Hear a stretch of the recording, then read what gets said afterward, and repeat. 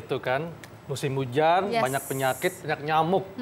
Banyak nyamuk ternyata bisa menyebarkan penyakit, yaitu demam berdarah dengue. Dan banyak nih mitos masyarakat yang berkembang bahwa katanya kalau kena demam berdarah maka bisa diatasi dengan minum jus kurma atau jambu nih. Benar nggak ya? Mitos atau fakta? Langsung kita tanya dengan dokter spesialis penyakit dalam, Dr. Wisman dari Wisnu. Halo dokter. Halo, Dok.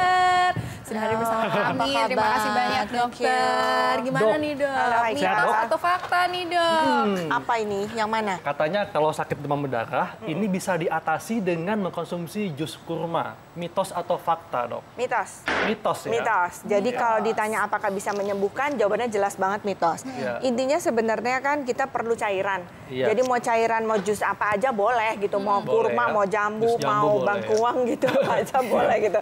Jadi bukan kurmanya atau bukan jus buah apa, tapi lebih ke cairannya. Cairannya ya? Karena kan banyak yang hilang cairannya dok ya ketika demam berdarah ya? Betul. Iya, prinsipnya cairan ya, bukan mau jus buah apa, apa. Kata-kata orang jangan dipercaya dulu. Iya betul, spesifik kurmanya gitu sih sama sekali enggak ya gitu. Ini kan tadi spesifik ke kurmanya gitu. Enggak mitos lah, mitos. Oke, kita masih punya mitos atau fakta berikutnya nih dok. Bahwa demam disertai mimisan pasti sakit demam berdarah dengue. Mitos atau fakta? Mitos. Mitos. Karena sebenarnya semua demam yang tinggi itu bisa menyebabkan mimisan gitu ya. Apalagi ya bahkan nggak pakai demam aja juga bisa mimisan gitu loh. Jadi tidak betul. Ada banyak sekali penyebab demam, baik virus, baik itu bakteri, itu bisa bikin demam kalau dia sampai tinggi sekali. Demam tinggi ya, itu sampai berapa Celcius dok kira-kira? Sensitivitas orang-orang pembuluh darah di situ beda-beda. Ada yang baru 39 udah pecah, ada yang 38 udah pecah, ada yang harus sampai 40 gitu. Tapi memang harus tinggi sih. Oke, jadi itu bisa timbul akibat apa saja demam ya? Nggak apa mesti saja. demam Iya, dengue. Gitu. Ya, dok. Berikutnya nih dok, mitos atau fakta bahwa jika demam berdarah sebaiknya minum jus jambu atau angkat untuk meningkatkan trombosit. Mitos atau fakta? Ini mitos atau fakta dok? Mitos. Mitos semua ya dari tadi. Oke, ini mitos. Kenapa? Karena tadi ya udah disinggung juga bahwa sebenarnya yang dipentingkan itu adalah cairannya. Jadi minum jus apa saja boleh.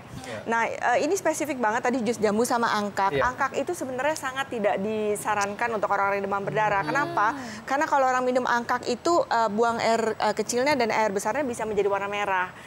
Sedangkan itu adalah salah satu tanda kalau orangnya ada perdarahan atau tidak kan juga merah. Takutnya nyaru gitu loh. Iya, betul. Entah ini angkaknya atau ini perdarahan. Iya, padahal kalau dia sudah sampai perdarahan di saluran cerna itu kan sesuatu yang serius gitu kan.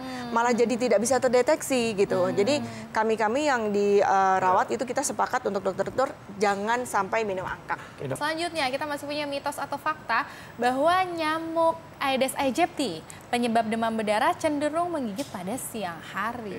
Mitos atau fakta nih dok? Kalau jam 10 tuh siang atau pagi ya? Itu masih pagi menjelang siang dok. Oke, jadi gimana jawabnya ya? Soalnya sebenarnya yang sering itu adalah pagi atau sore. Atau sore. Ya, jadi jawabnya apa ini ya? Mitos lah ya, gitu mitos ya. Karena kalau pagi itu bukan bagus deh. Yang banyak menggigit itu antara jam 8 sampai jam 10 pagi-pagi, sama sore-sore sekitar jam 3 atau jam 4 sampai jam 5 atau jam 6. Itu gitu. Nyamuknya beredar nyamuknya ya? lagi antri. Justru kalau diperhatikan itu jamnya adalah jam anak sekolah. Nah, dan jam main dok, sore-sore kan? Betul, jam paginya jam lagi di sekolah yang memang ya bukan iniin sekolahnya ya, tapi kan kita nggak tahu kalau di sekolah gitu kan. Sedangkan satu lagi jam main juga banyak di kebun dan lain-lain gitu. Memang itu jam-jam jadi sensitif. Ini mitos dok ya? Kalau siang hari jamnya mitos. Mitos ya? Mitos, oke. Tapi tetap aja ya kalau misalnya digigit nyamuk, tetap harus waspada juga ya dok ya? Mungkin kalau gigit nyamuk, kalau saya sih bisa ya, pas digigit tuh nyamuknya kita lihat aja warnanya apa gitu. Bagaimana dok cara mengenali bahwa ini nyamuk Aedes aegypti? Gampang sih sebenarnya, nyamuknya khas banget, belang-belang. Belang-belang ya? Belang-belang, hitam-putih, iya betul, khas banget. Dan dia agak lama ya, kalau saya ngeliat dia agak lama minumnya ya? Agak kurang ajar ya. Udah kita goyang gini dia masih nempel gitu loh. Iya. Jadi gitu kita bisa lihat, oh ini Aedes aegypti. Dan yang itu betina doang loh. Jadi hanya aneh betina ya. Yang suka gigit itu yang memang menularkan itu adalah nyamuk yang betina. Oke, masyarakat mungkin ingin tahu nih ya dok ya prosesnya nih dok dari mulai digigit oleh si Aedes aegypti betina sampai muncul gejala. Berapa hari dok mulai dari gigit nyamuk sampai muncul gejala? Oh oke.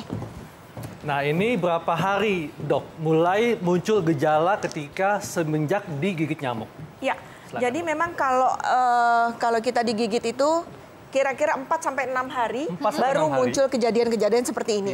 Yang pertama kali itu kan demam tinggi mendadak. Itu keras banget. Jadi anaknya masih main-main, masih main bola, tiba-tiba pulang demam. Dipegang demamnya dan langsung tinggi. Demamnya? Bisa menggigil, bisa enggak. Karena orang kalau demam tinggi sekali itu kan memang jatuhnya agak menggigil ya.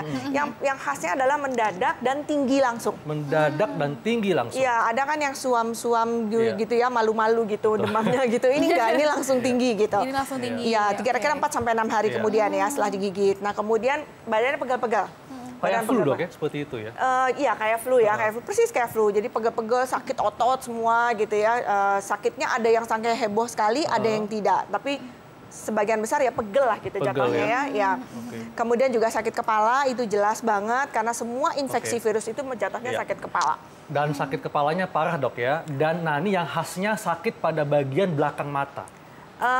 Sebenarnya nggak semua pasien juga ada sakit di belakang mata ya, tapi sih pusing hampir semua, sama mual itu juga hampir semua.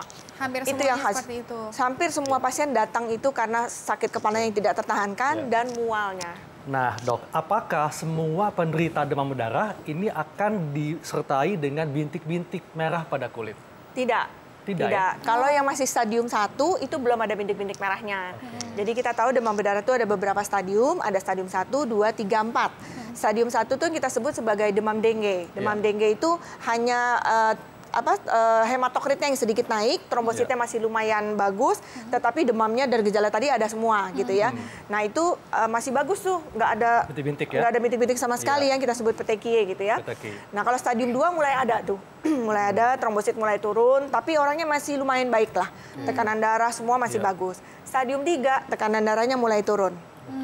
Stadium 4 itu shock ya. Pada saat shock itu ya itu yang jadi dokternya tuh stadium 3 aja udah deg-degan deh gitu ya. Karena harus kejar-kejaran cairannya banyak sekali. Dan tentunya sebelumnya ada muntah-muntah juga, Dok, ya? Nggak selalu juga ya, nggak selalu. Ada orangnya tenang-tenang aja. Karena apa? Karena orang yang nyampe di stadium 4 itu yang shock, itu justru biasanya orangnya udah seger. Oh, oke. Itu yang bikin bahaya orang demam berdarah. Dia demam kira-kira sampai hari ke-3, ke-4 gitu. Orangnya setelah itu merasa seger, udah nggak demam lagi, mencoba untuk aktivitas, tapi pada saat itulah labnya sebenarnya lagi jelek-jeleknya. Selanjutnya, mitos dan fakta adalah ramuan sari daun pepaya bisa sembuhkan DBD. Mitos atau fakta, Dok? Mitos lagi. Mitos lagi. Ya. Jadi daun pepaya, jujur ini saya baru dengar sih ada yang makan daun pepaya. Tapi itu mitos gitu. Karena demam berdarah itu nggak ada obat yang dikasih terus sembuh. Obat aja nggak ada gitu. Didiemin juga sembuh sendiri gitu ya. Kalau dia nggak kekurangan cairan sebenarnya juga sembuh sendiri. Karena dia virus. Virus tuh sebenarnya kita bisa sembuh sendiri kalau daya tahan tubuh kita kuat gitu. Oh. Tapi, Dok, kan ini katanya memang nggak ada obat spesifik ya, dan bahkan bisa sembuh sendiri tadi dokter bilang. Iya, betul. Tapi banyak nih sebagian orang yang justru makin memburuk gejalanya. Iya. Nah ini kenapa, Dok? Ya, karena sebenarnya kan ada fase-fasenya ya. Tadi mungkin sudah ditayangkan sedikit. Kita fase pertama tuh fase demam. Fase demam tuh ya demam tinggi, semua orang juga pasti ngerasa nggak enak. Nah, pada fase demam yang kira-kira sampai 3-4 hari itu, terus masuk ke dalam fase kritis. Nah, fase kritis ini beda-beda juga semua orang. Ada yang kritis benar-benar sampai trombositnya rendah banget. Sebenarnya dilihat bukan trombosit aja loh, hematokrit itu penting banget. Makin tinggi hematokritnya, makin mungkin dia shock gitu. Nah, fase terakhir fase pemulihan. Sebenarnya semua orang melewati fase itu gitu, tapi berbeda-beda ininya. Ini berlangsung berapa hari, Dok, biasanya? Kalau sampai sampai fase pemulihan tuh kira-kira 7 hari deh. 7 hari ya. Iya. Oke, selanjutnya mitos atau fakta nih, Dok, bahwa fogging saja cukup untuk mencegah penularan demam berdarah dengue. Mitos lagi. Mitos lagi. Tidak cukup ya, Dok, ya. Harus ditambahkan apa, Dok? Yang iklan-iklan itu loh, 3M ya gitu. Jadi 3M, jadi kita pertama harus menutup, jadi semua ada yang kelihatan menampung air itu ditutup. Kemudian mengubur dan menguras. Jadi yang kita punya kaleng-kaleng bekas atap itu sebaiknya dikubur. Kemudian juga yang terakhir kita sebaiknya menguras. Atau yang ketiga ada yang bilang menguras bak mandi, atau ada juga yang menaburkan abate. Abate ya, supaya jentik-jentik nyamuknya mati ya. Iya, karena kan kalau yang di fogging hanya yang dewasa aja. Iya, jentik-jentiknya nggak kena. Iya, betul. Ya. Selanjutnya nih, Dok, mitos atau fakta, jika sudah terkena demam berdarah, tidak akan terkena lagi. Iya. Mitos lagi. Mitos lagi. Iya, mitos lagi. Kenapa? Karena virus demam berdarah tuh ada 4 macam, ada 4 strain ya. Nah, 4 ini kalau orang udah kena yang tipe 1, bisa aja dia kena yang tipe 2 di berikutnya. Bisa aja kena yang tipe 3 gitu. Jadi tapi biasanya sih nggak berulang ya, tipe 1 besoknya tipe 1 lagi, biasanya sih nggak. Jadi kenanya yang tipe-tipe lain. Jadi masih bisa terkena kembali. Iya. Jadi siapapun bisa terkena demam berdarah ya. Iya, betul nggak sekali. cowok, nggak cewek, laki, perempuan sih bisa. Iya, selama Tua muda juga. tua muda juga ya, selama nyamuknya masih ada, virusnya masih ada, itu pasti masih bisa menular kemana-mana ya dok ya. Makanya sangat penting untuk memutus mata rantai penularannya nih ya dok ya. Sekali. Mungkin dokter bisa kasih tips nih dok, tipsnya, bagaimana sih dok caranya? Iya, kalau tipsnya yang pasti tadi 3M itu ya. Jadi kita harus ngelihat sama-sama. Karena mungkin spesifiknya adalah nyamuk ini justru nggak suka di yang tempat-tempat kotor. Beda gitu ya, justru tempat-tempat bersih. Jadi kalau ngeliat ada tempat yang bisa menampung air, itu segera kita tutup. Kemudian juga menguras air-air yang ada dan juga mengubur kalau memang banyak kaleng-kaleng bekas yang kira-kira bisa menampung air ya. Ya, dan sebenarnya ada vaksin yang bisa untuk mencegah demam berdarah ini gitu. Tapi saat ini sejak mungkin kalau nggak salah akhir tahun kemarin, vaksin ini tidak terlalu direkomendasikan lagi. Karena memang ternyata untuk orang-orang yang justru belum pernah kena demam berdarah, itu kalau divaksin malah kena demam berdarahnya di kemudian hari bisa lebih berat. Waduh. Malah jadi seperti itu. Nah, itu juga kita kurang begitu tahu apa alasannya, tapi saat ini kan kita masih seperti post marketing survei gitu ya. Jadi terlihat bahwa ternyata orang-orang yang diberikan vaksin itu di kemudian hari kalau kena malah menjadi lebih berat. Tapi untuk orang-orang yang sudah pernah kena demam berdarah, vaksin ini cukup efektif gitu. Cuman sayangnya vaksin ini lumayan mahal ya. Ya, lumayan mahal. Iya. Tapi yang pasti untuk penonton di rumah, jangan hanya menggantungkan kepada fogging ya, tapi juga aktif nih melakukan 3M, menguras bak mandi, menutup media penampung air, dan mengubur benda-benda yang bisa menampung air hujan dok ya. Iya, jadi harus rajin-rajin melihat nih ya, rajin-rajin melihat nih di tampungan bak airnya tiba-tiba ada yang jentik-jentik, waduh bahaya. Mesti ditaburkan abate atau dikuras. Intinya jangan mager ya.